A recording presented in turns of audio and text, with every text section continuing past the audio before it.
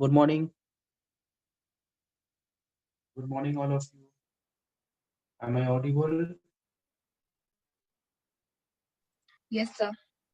Okay.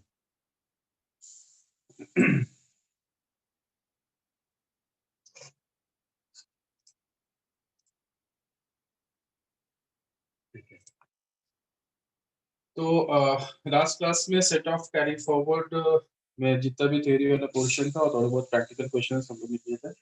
अभी आज एक तो प्रैक्टिकल क्वेश्चन सॉल्व करेंगे।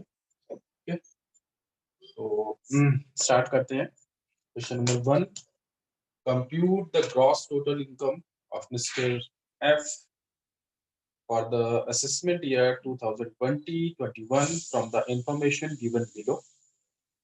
देखिए क्या है क्वेश्चंस, ये सारे मैंने ये फाइल पूरी गूगल क्लासरूम पर आप लिख के अपलोड कर दिया है, तो उधर से ये पूरी फाइल विद मतलब क्वेश्चंस विद सॉल्यूशन और जो भी कंसेप्ट है। कौन है ये? मेरा दिल। क्या है यार, क्या करते हो? हाँ, विनय कुमार, विनय कुमार द्विवेदी।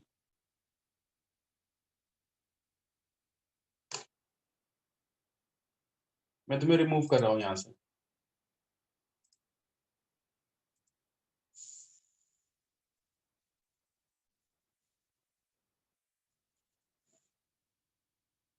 क्या प्रॉब्लम है?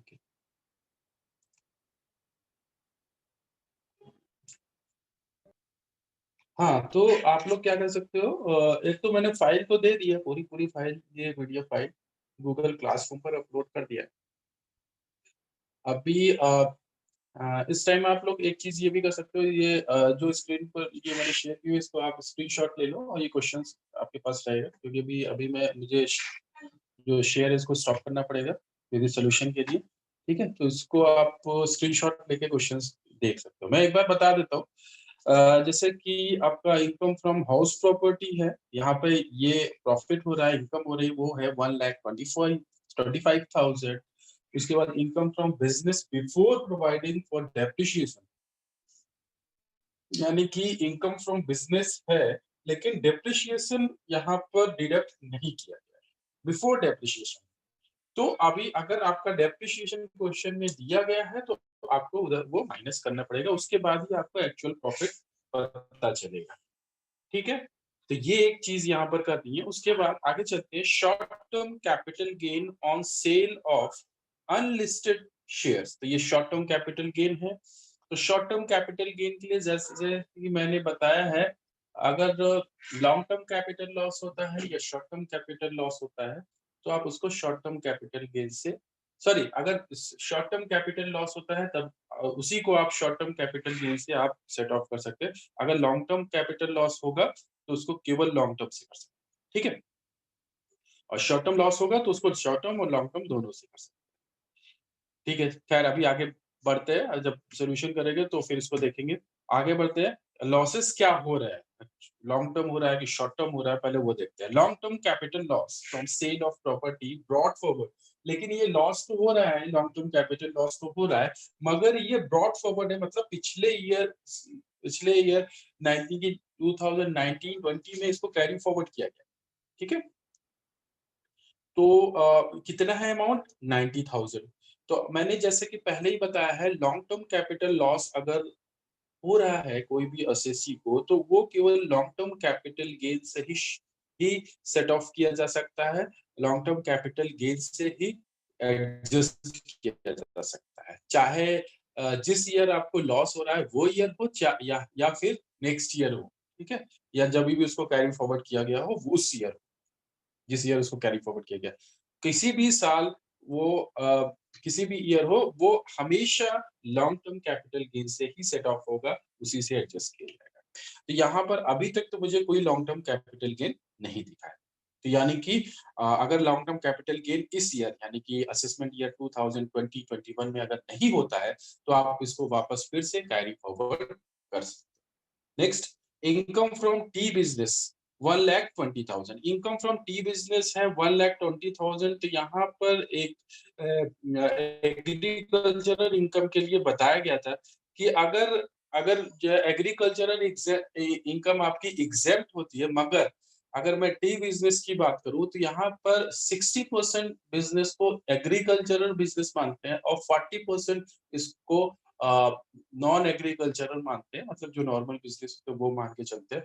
तो 40% आपका टैक्सेबल होता है, जो भी इनकम होती है आपकी टी बिजनेस से, उसका 40% आपका टैक्सेबल होता है, बाकी 60% एग्जेम्प्टेड। ठीक है तो वो, और बाकी ट्रीटमेंट यहाँ पर वो इनकम फ्रॉम बिजनेस की तरह होगा, कितना पार्ट 40% केवल, वो उसको केवल हम लोग 40% को इनकम फ्रॉम बिजनेस की तरह ट्रीट करेंगे। आगे बढ़ते हैं, dividend from Indian companies carrying on agricultural operation, इसका क्या होगा डिविडेंड। डिविडेंड पहले तो मुझे ये बताओ कि किस हेड से रिलेटेड है, और इसके लिए हम लोग करेंगे क्या, कितना पार्ट टैक्सेबल है, कितना टैक्स फ्री है, इसमें प्रॉफिट को कहीं एडजस्ट किया जाता सकता है या नहीं, बताओ। डिविडेंड फ्रॉम इंडियन कंपनीज, कोई बता सकता है। ये अदर सोर्सेस में आते हैं। बिल्कुल सही। सर और ये एग्जेम्प्ट होंगे शायद, क्योंकि इंडियन कंपनी से है। बिल्कुल सही, ये एग्जेम्प्टेड है, इनको इनको कोई टैक्स आपको पे करने की जरूरत नहीं, क्योंकि इंडियन कंपनी है।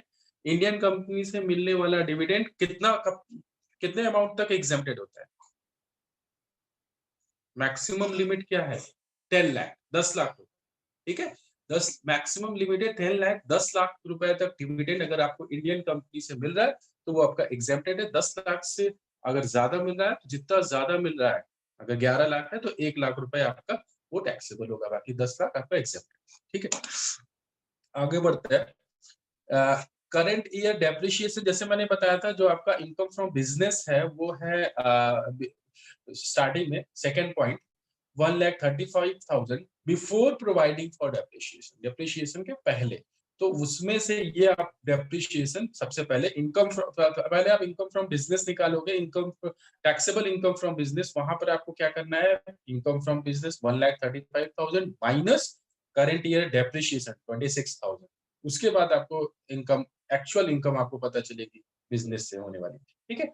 उसके बाद लास्ट में ब्रॉड फॉरवर्ड बिजनेस लॉस, जो एक बिजनेस लॉस है, जो कि लॉस कब हुआ था, 6 ईयर है, 6 साल पहले जो लॉस हुआ था, वो अभी तक सेट ऑफ हो नहीं पाया है, एडजस्ट नहीं हो पाया है, वो इस ईयर भी कैरी फॉरवर्ड किया गया है, वो है 45,000, ठीक है।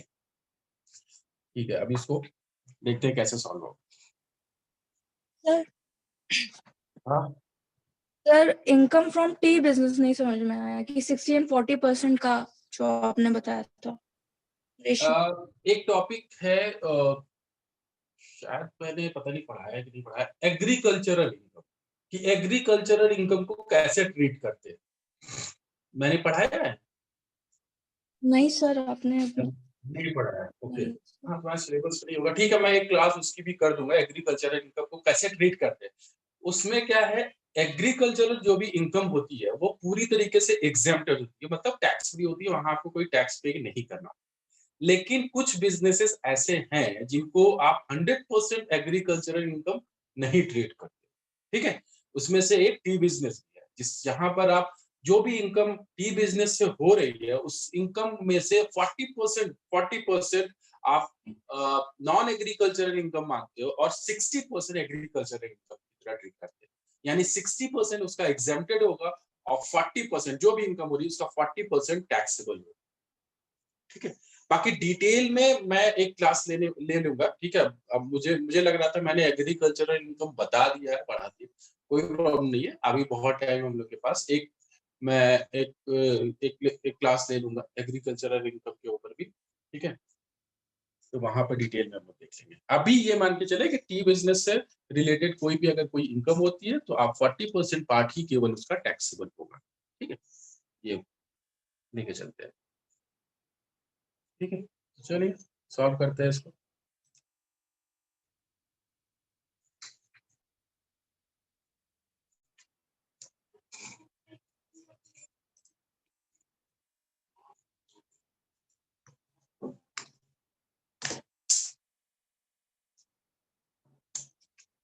ग्रॉस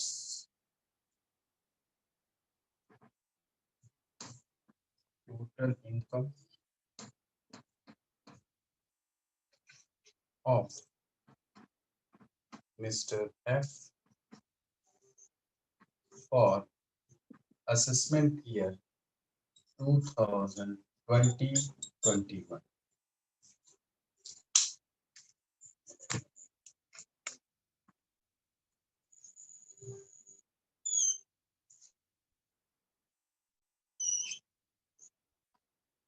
इस तरह का ये आपका फॉर्मेट है सेट ऑफ कैरी फॉरवर्ड का।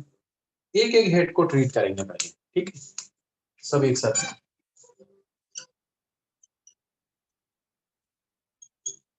Particulars amount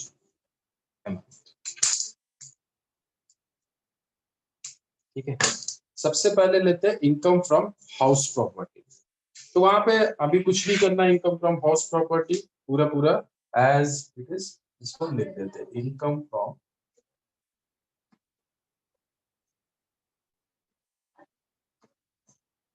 house property.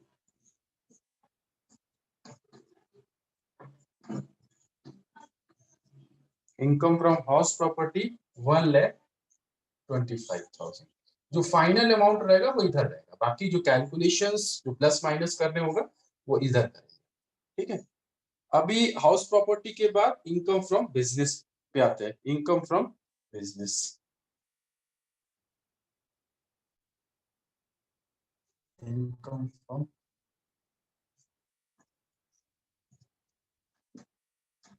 Business. Income from business में सबसे पहले क्या है, प्रॉफिट बिफोर डेप्रिसिएशन।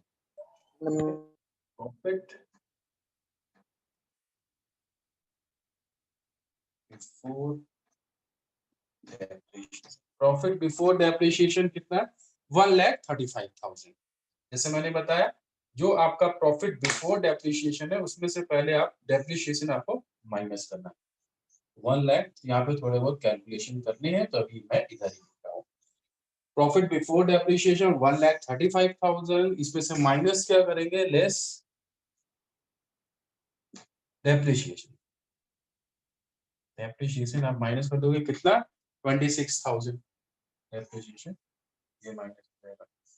और देखते हैं बिजनेस से रिलेटेड क्या कोई लॉस है बिल्कुल एक ऐसा लॉस है बिजनेस से रिलेटेड, बिजनेस लॉस है जो पहले कैरी फॉरवर्ड किया गया है, ब्रॉड फॉरवर्ड इस ईयर किया गया है। उसको बिल्कुल उसको माइनस करना पड़ेगा, क्योंकि मैंने बताया है अगर नॉन स्पेकुलेटिव बिजनेस से कोई लॉस हो रहा है तो आप उसको एडजस्ट कर सकते हो, कोई भी अगर बिजनेस दूसरे बिजनेस से रिलेटेड कोई भी लॉस प्रॉफिट हो रहा है। ठीक है, और अगर देखो अगर कैरी फॉरवर्ड किया गया है कोई लॉस तो आप उसी हेड में आपको एडजस्ट करना है। और यहाँ पे क्वेश्चन में ये जो लॉस है ये कैरी फॉरवर्ड है, कैरी फॉरवर्ड किया गया है, तो आपको केवल उसी हेड में आप एडजस्ट कर सकते हो, दूसरे हेड से आप इस लॉस को एडजस्ट नहीं कर सकते। तो यहाँ पर क्या करेंगे, लेस, अगर उसी ईयर का लॉस होता फिर आप दूसरे हेड से कर सकते थे, मगर क्योंकि ये पहले का लॉस है तो इसको आप इसी हेड में आपको एडजस्ट करना पड़ेगा। ब्रॉड फॉरवर्ड बिजनेस लॉस, कितना है अमाउंट, कितना है 45,000।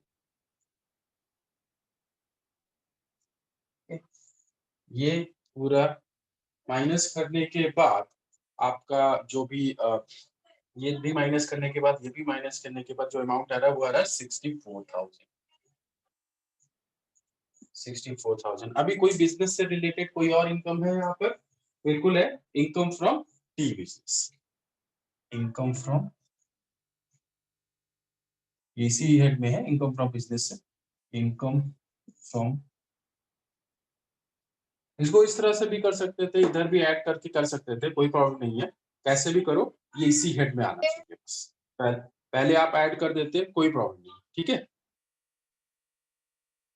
कि आपने क्या किया, पहले ये आप 1,35,000 में इनकम फ्रॉम टी बिजनेस से जो भी इनकम हो रही है उसको ऐड कर लिया, उसके बाद डेप्रिसिएशन माइनस कर दिया, कोई फर्क नहीं पड़ता, बस इस हेड में इनकम फ्रॉम बिजनेस हेड में ये सारी चीजें होनी चाहिए, ठीक है। इनकम फ्रॉम टी बिजनेस,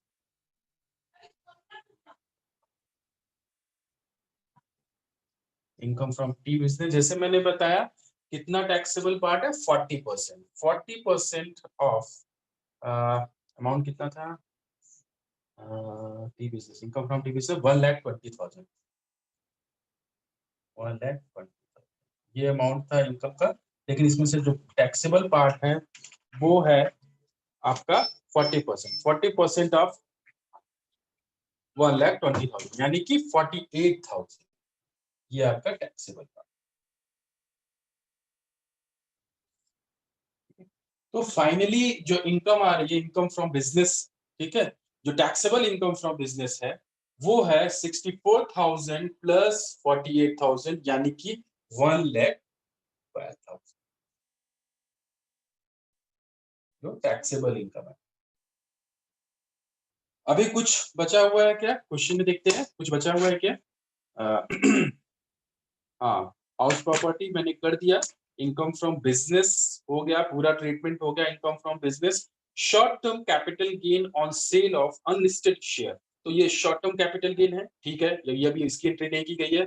आगे बढ़ते हैं, long term capital loss from sale of property brought forward from 1920। तो जैसे मैंने बताया लॉन्ग टर्म कैपिटल लॉस अगर कोई हो रहा है तो आपको उसको लॉन्ग टर्म कैपिटल गेन से ही उसको आप एडजस्ट कर सकते हैं। तो यहाँ पर मुझे लॉन्ग टर्म कैपिटल गेन कुछ ऐसा कुछ दिख नहीं रहा है, तो आप इसको कैरी फॉरवर्ड कर दोगे फॉर नेक्स्ट ईयर। और शॉर्ट टर्म कैपिटल गेन एक ऐसी चीज है जिसको आप एंट्री कर सकते हैं, और कुछ है नहीं है, बिल्कुल कुछ नहीं है। तो शॉर्ट टर्म कैपिटल गेन पूरे पूरा आपका वो इनकम टैक्सेबल होगी। यहाँ पर आ जाते हैं तीसरे हेड पर, यानी कि कैपिटल गेन। कैपिटल गेन्स यानी कि कैपिटल गेन में short term capital gain, short term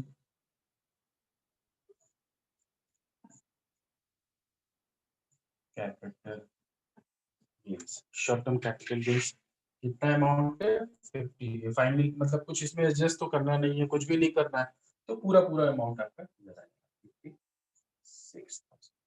और जो आपका ग्रॉस टोटल इनकम आएगी, मतलब जो taxable income, gross total income, वो होगी 2 लाख। ग्रॉस इसलिए है कि अभी डिडक्शंस वगैरह भी देने होते हैं बाद में, ठीक है। अभी वो इस क्वेश्चन में तो नहीं करना है, इस क्वेश्चन में तो हमको केवल जीडीआई ही बताना है, यानी ग्रॉस टोटल इनकम 2,93,000 ये इनकम आती है। एडजस्ट करने के बाद, सेट ऑफ करने के बाद जो जीटीआई यानी कि ग्रॉस टोटल इनकम आ रही है वो आ रही है 2,93,000। कोई इसमें प्रॉब्लम किसी को? No sir. ठीक है, तो यहाँ पर देखिए दिया गया है dividend from Indian companies, note में दिया गया है dividend from Indian companies is exempt from tax under section 1034 to the extent of 10 lakh, जैसे मैंने बताया था 10 लाख रुपए, 10 लाख रुपए तक वो exempted है। उसके बाद सेकंड नोट है 60% of income from tea business is treated as agricultural income and therefore exempt from tax. तो जैसे मैंने बताया जो आपका टी बिजनेस से जो भी इनकम हो रही है उसका 60% पार्ट वो exempted है. Next, long-term capital loss can be set off only against long-term capital gains. Therefore, long-term capital loss of rupees 90,000 जो भी 90,000 रुपए का लॉस हो रहा है brought forward from assessment year 2019-20 cannot be set off in assessment year 2020-21 since there is no long-term capital gain in that year. It has to be carried forward for a set off against long-term capital gain if any assessment year 2021-22. तो next year में अगर कोई long term capital gain होता है तो आप उसको set of कर सकते हो, उसको एडजस्ट कर सकते हो, अभी तो नहीं कर सकते. चलिए नेक्स्ट क्वेश्चन देखते हैं.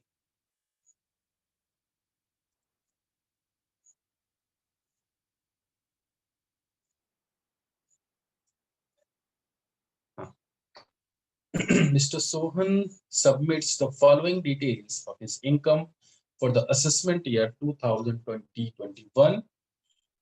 यहाँ पर इनकी इनकम दी गई है, income from salary 3 lakh, loss from let out house property, loss from let out house property बिल्कुल लॉस हो रहा है, यानी कि इनको हाउस प्रॉपर्टी से, तो मैंने जैसा पहले ही बताया है हाउस प्रॉपर्टी के लिए क्या प्रोविजंस है.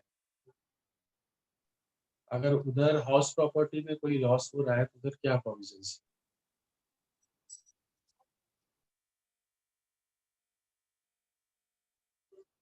हाउस प्रॉपर्टी में जो प्रोविजंस है वो ऐसे हैं कि आप जो भी लॉस अगर हाउस प्रॉपर्टी से अगर आपको हो रहा है तो आप उसको सेट ऑफ कर सकते हैं, बिल्कुल कर सकते हैं, मगर वहां लिमिट दी गई है कितनी, 2 लाख रुपए, मैक्सिमम लिमिट है 2 लाख, उससे ज्यादा आप सेट ऑफ नहीं कर सकते एक फाइनेंशियल ईयर.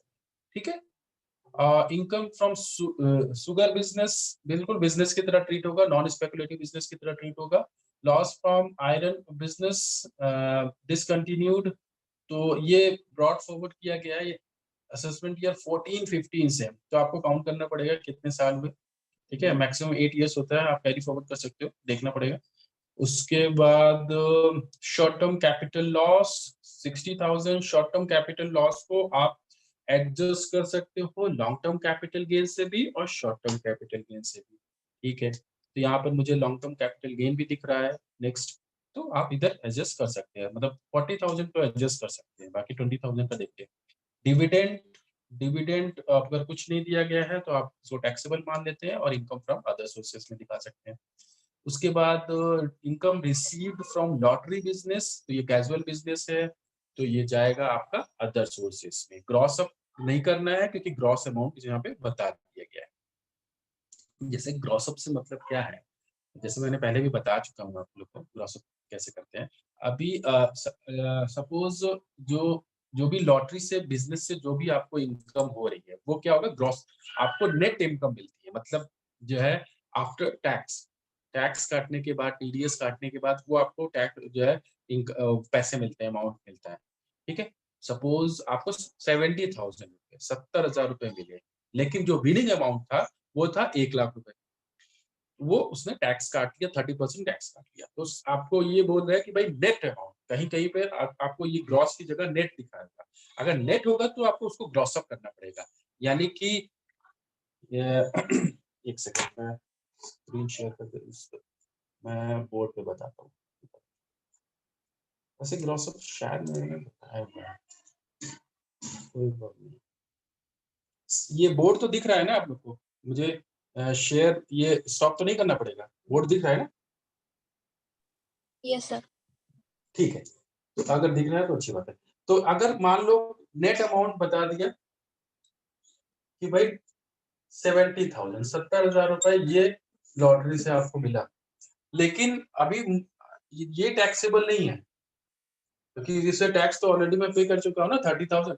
तो जो ग्रॉस अमाउंट होगा वो कैसे आप कैलकुलेट करोगे, मुझे ये बताया टैक्स रेट 30%, तो वो कैसे कैलकुलेट करोगे, ग्रॉस अप कैसे करोगे इसका, 70,000 इंटू 70 इंटू 100. ठीक है, तो इस तरह से आप ग्रॉस अप कर सकते हो और ये आपका अमाउंट हो जाएगा 1 लाख। ये ग्रॉस अमाउंट है, ये टैक्सेबल अमाउंट है इनकम फ्रॉम अदर सोर्सेस। ठीक है, इस तरह से आप ग्रॉस कर सकते हैं। तो यहाँ पर लेकिन ग्रॉस अमाउंट बता दिया 30% गया है। किसका, कौन सा परसेंट है? मतलब देखो, जैसे जैसे मैंने सर बताया, अगर 30 कोई लॉटरी, कौन कोई भी कैजुअल इनकम है, जैसे कि कार्ड गेम्स है या फिर लॉटरी से आप कोई अमाउंट जीत रहे हो, वो हमेशा क्या है, टैक्स काटने के बाद आपको पैसे मिलते हैं।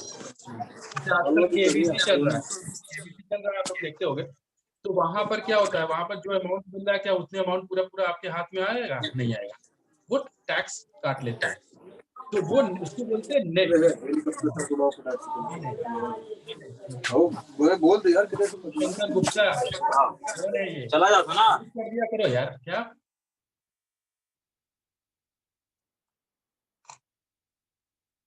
ठीक है, तो जो भी अमाउंट होता है, वो जो मिलेगा आपको इन हैंड, जो आपके पास आएगा, वो अमाउंट नेट अमाउंट होगा। और लेकिन आप जो, जब आप अपना इनकम स्टेटमेंट, जब आप टैक्सेबल इनकम जब आप कैलकुलेट करते हो, तो ग्रॉस, मतलब ग्रॉस अमाउंट आपको दिखाना होता है। इनकम फ्रॉम अदर सोर्सेज में आपको टोटल अमाउंट, जो आपका विनिंग अमाउंट है, वो ग्रॉस अमाउंट है, वो आपको शो करना होता है।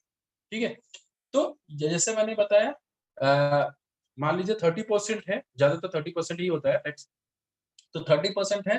तो अभी 70,000 सपोज आपको मिला लॉटरी से, ठीक है, तो वो है नेट अमाउंट। इसको अभी आपको ग्रॉस अप करना पड़ेगा। तो 70,000 यानी कि 70%, तो 70 से मैंने डिवाइड कर दिया। आपको कितना कितना कैलकुलेट कितना चाहिए आपको? 100% चाहिए। 100 से मैंने मल्टीप्लाई कर दिया, तो ये 100% जो विनिंग अमाउंट है, विनिंग जो प्राइस है, ठीक है, वो आ गया 1 लाख।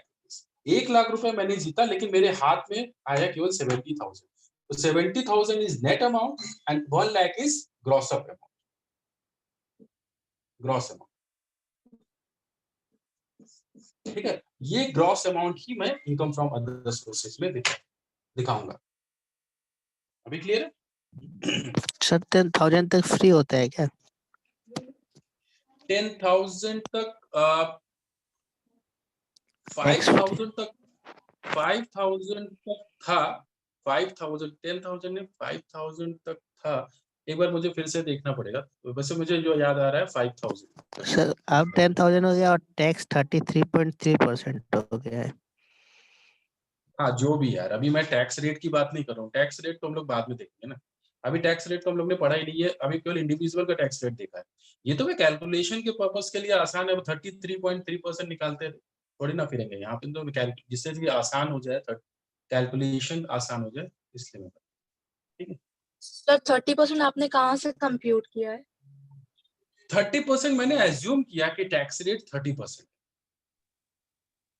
ये सर मतलब एज्यूम जैसे किया। अगर नेट दिया गया है तो फिर हम लोग को ऐसी कौन सी देखो, इंफॉर्मेशन अगर प्रोवाइड मान लो होगी? नेट दिया गया है, तो वो टैक्स रेट भी उसमें वहां पे बता देंगे कि ये टैक्स रेट है। अगर नेट दिया गया है तो वो टैक्स रेट भी बताएंगे, ठीक है। या फिर और एक, अभी तो हम लोग की वो पूरी जो भी असेसमेंट, जो टैक्स रेट वगैरह, जो असेसमेंट वगैरह सेक्शन है, वो अभी हम लोग का बचा हुआ है। अभी हम लोग ने केवल इंडिविजुअल इनकम को की टैक्स लायबिलिटी कैसे कैलकुलेट करते हैं, वहां टैक्स स्लैब क्या है, वही केवल पढ़ा है ना। बाकी जो इनकम फ्रॉम सैलरी, ठीक है, वो वाला पार्ट अभी हम लोग ने केवल पढ़ा हुआ है। अभी बाकी चीजें अभी हम लोग की बची हुई है कि अदर सोर्सेस, कैपिटल गेन, वहां पे टैक्स रेट क्या होते हैं, वो पूरा अभी हम लोग का पार्ट बचा हुआ है। वो हम लोग जब पढ़ लेंगे तो हम लोग को क्लियर हो जाएगा कि भाई जो इनकम फ्रॉम अदर सोर्सेस में जो इनकम्स आ रही है, उस पे टैक्स रेट क्या होगा। ठीक है, अभी तो हम लोग ने केवल इनकम फ्रॉम सैलरी से रिलेटेड चीजें पढ़ी हुई है। वो इनकम फ्रॉम बिजनेस में उधर टैक्स रेट क्या है, वो सारी चीजें अभी हम लोग को पढ़नी है। ठीक है, तो अभी बस ये कोई 30% ऐसा नहीं है कि ये यही टैक्स रेट है। मैंने बताया ना, ये बेस कैलकुलेशन के लिए आसान होता है, इसलिए मैं बता रहा हूँ कि सपोज 30% टैक्स है, तो उस समय आप ग्रॉस अप कैसे करें। अभी टैक्स जो रेट है उसको इग्नोर करो, मैं केवल ग्रॉस अप बता रहा हूँ किस तरह से ग्रॉस अप करते हैं। तो जैसे क्वेश्चन में दिया गया है income receive from lottery winning gross, तो यहाँ ग्रॉस अमाउंट दे दिया गया है, तो यहाँ तो कोई भी कैलकुलेशन नहीं करना है। अगर नेट देता और टैक्स रेट देता तब हम कर सकते हैं। Next, winning from card games, gross amount, यहाँ भी ग्रॉस अमाउंट दिया गया है, ठीक है, 6000 यानी कि एक्चुअल अमाउंट 6000, तो यहाँ भी कोई कैलकुलेशन नहीं करना है, और ये सारा इनकम जाएगा इनकम फ्रॉम अदर सोर्सेस में। नेक्स्ट एग्रीकल्चरल इनकम, जैसे मैंने भी बताया एग्रीकल्चरल इनकम अगर कोई है तो वो आपका टैक्स फ्री होगा, एग्जेम्प्टेड है, वहां पर आपको कोई भी टैक्स पे नहीं करना है। Short term capital loss under section 111A, तो शॉर्ट टर्म कैपिटल लॉस है तो उसको आप एडजस्ट कर सकते हो, और किससे किससे एडजस्ट कर सकते हैं, लॉन्ग टर्म कैपिटल गेन और short term capital gain.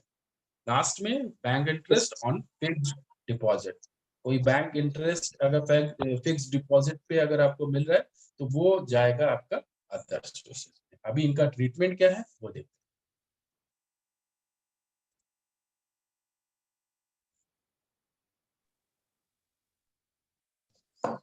Sir agriculture income sir अगर आउटसाइड ऑफ द कंट्री है तो सर वो टैक्स फ्री होगी कि नहीं? हैं। वो टैक्सेबल है, हाँ बिल्कुल सही, वो टैक्सेबल। आउटसाइड वो अगर कंट्री है एग्रीकल्चरल इनकम वो टैक्सेबल। Yes sir.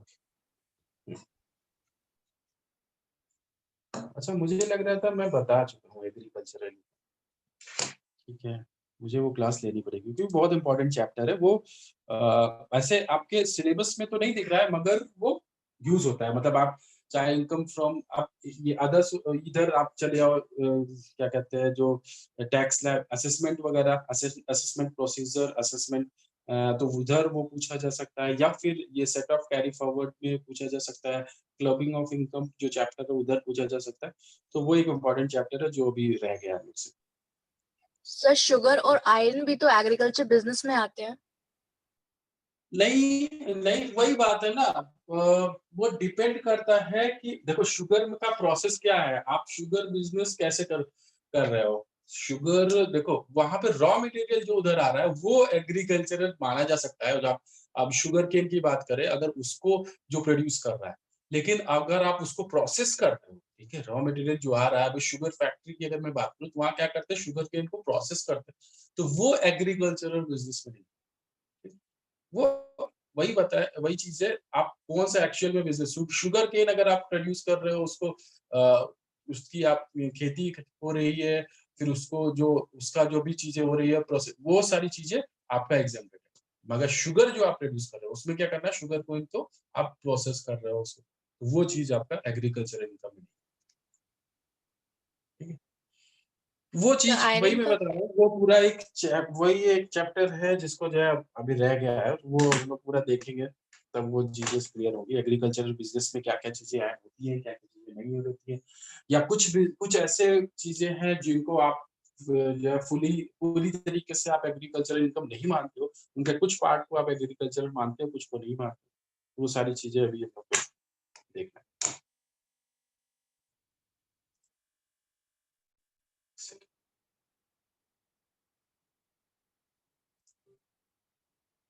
एक सेकंड।